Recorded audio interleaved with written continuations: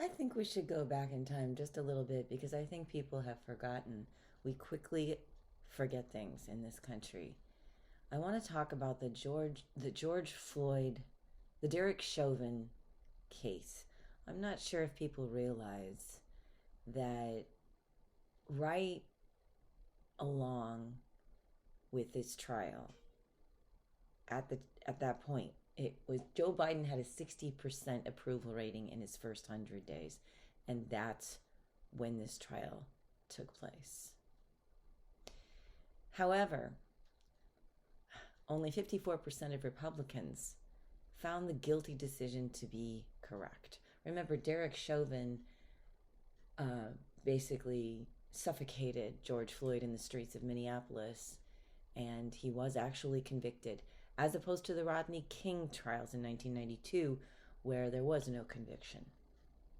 And that's why the riots broke out. What do you want people to do? You know, they're just murdered in the streets, and then they're just going to, like, oh, whatever. Um, People had every right. The entire world was upset by this.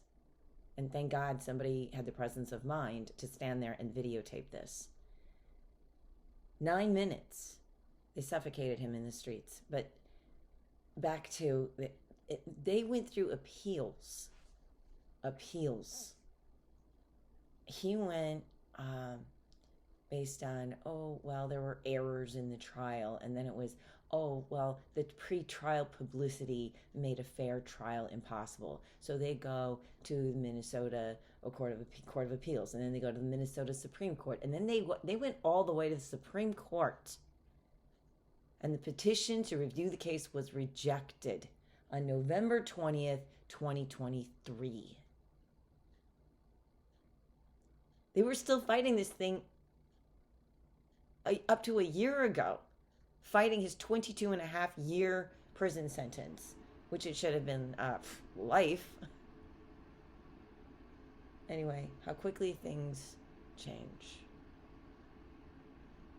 Because all of the protests, the Black Lives Matter, all of that, it had an effect on